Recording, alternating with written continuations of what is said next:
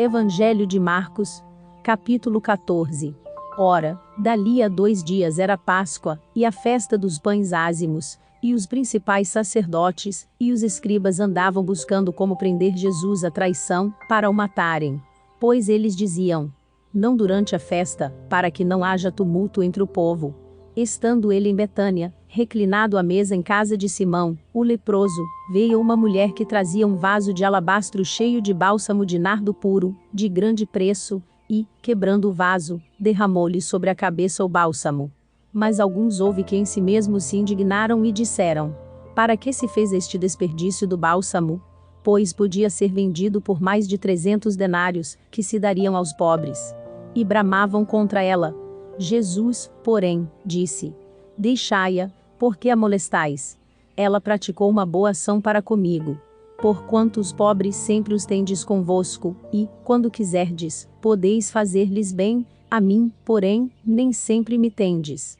Ela fez o que pôde, antecipou-se a ungir o meu corpo para a sepultura. Em verdade vos digo que, em todo o mundo, onde quer que for pregado o Evangelho, também o que ela fez, será contado para a memória sua. Então Judas Iscariotes, um dos 12, foi ter com os principais sacerdotes para lhes entregar Jesus.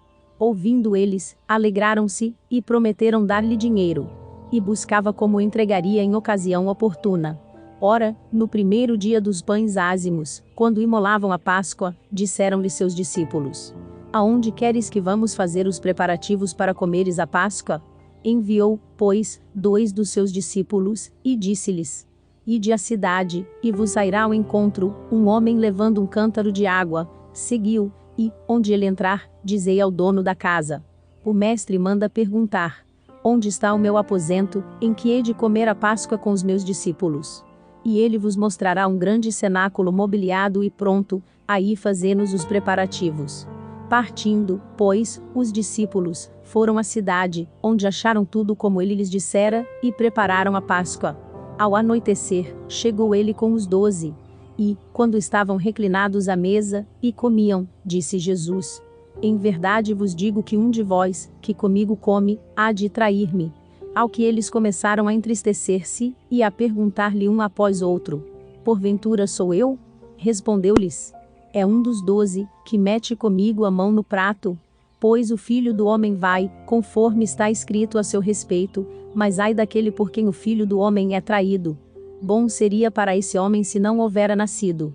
Enquanto comiam, Jesus tomou pão, e, abençoando, o partiu e deu-lhe-o, dizendo: tomai, isto é o meu corpo. E tomando um cálice, rendeu graças e deu-lhe-o, e todos beberam dele. E disse-lhes: este é o meu sangue da nova aliança, que é derramado em favor de muitos.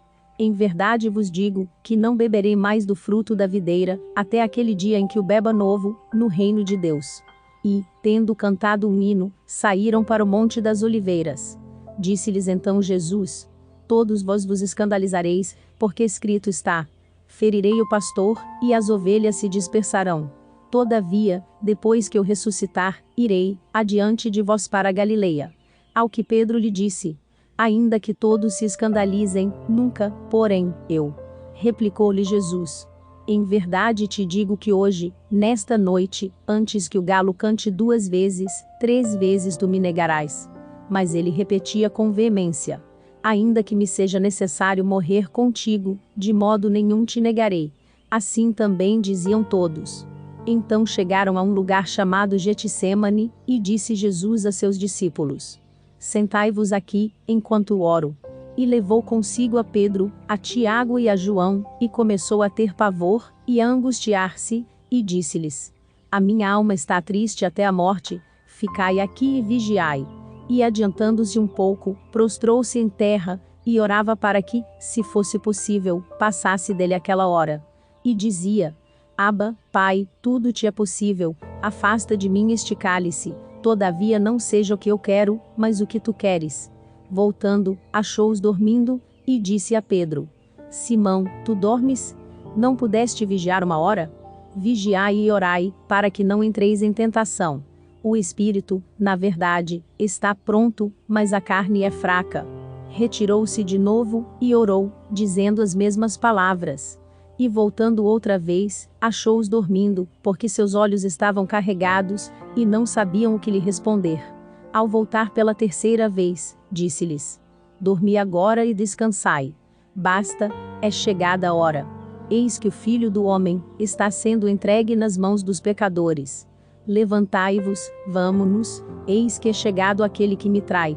E logo, enquanto ele ainda falava, chegou Judas, um dos 12, e com ele uma multidão com espadas e porretes, vinda da parte dos principais sacerdotes, dos escribas e dos anciãos. Ora, o que o traía lhes havia dado um sinal, dizendo: Aquele que eu beijar, esse é, prendei-o e levai-o com segurança.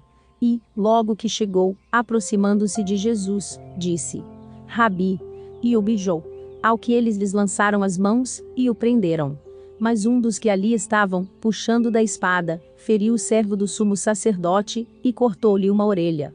Disse-lhes Jesus: Saístes com espadas e porretes para me prender, como um ladrão?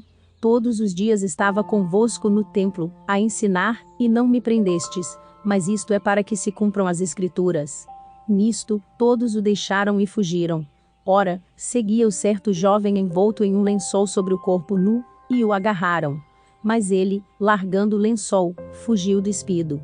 Levaram Jesus ao sumo sacerdote, e ajuntaram-se todos os principais sacerdotes, os anciãos e os escribas. E Pedro seguiu de longe até dentro do pátio do sumo sacerdote, e estava sentado com os guardas, aquentando-se ao fogo. Os principais sacerdotes testemunham contra Jesus para o matar, e não o achavam. Porque contra ele muitos depunham falsamente, mas os testemunhos não concordavam. Levantaram-se por fim alguns, que depunham falsamente contra ele, dizendo: Nós o ouvimos dizer: Eu destruirei este santuário, construído por mãos de homens, e em 3 dias edificarei outro, não feito por mãos de homens. E nem assim concordava o seu testemunho.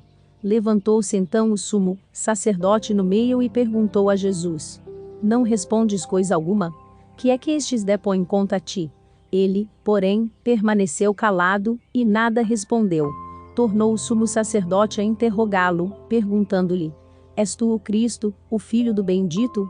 Respondeu Jesus: Eu sou, e vereis o Filho do Homem assentado à direita do poder, e vindo com as nuvens do céu. Então o sumo sacerdote, rasgando as suas vestes, disse: Para que precisamos ainda de testemunhas? Acabais de ouvir a blasfêmia, que vos parece? E todos o condenaram como réu de morte. E alguns começaram a cuspir nele, e a cobrir-lhe o rosto, e a dar-lhe socos, e a dizer-lhe: Profetiza. E os guardas receberam-no a bofetadas. Ora, estando Pedro embaixo, no átrio, chegou uma das criadas do sumo sacerdote, e, vendo a Pedro, que se estava aquentando, encarou-o e disse: Tu também estavas com o Nazareno, esse Jesus. Mas ele o negou, dizendo: Não sei nem compreendo o que dizes. E saiu para o alpendre. E a criada, vendo, começou de novo a dizer aos que ali estavam: Esse é um deles. Mas ele o negou outra vez.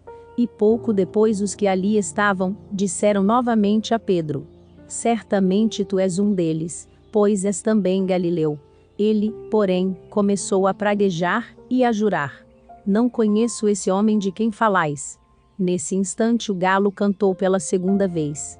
E Pedro lembrou-se da palavra que lhe dissera Jesus: Antes que o galo cante 2 vezes, 3 vezes me negarás. E caindo em si, começou a chorar.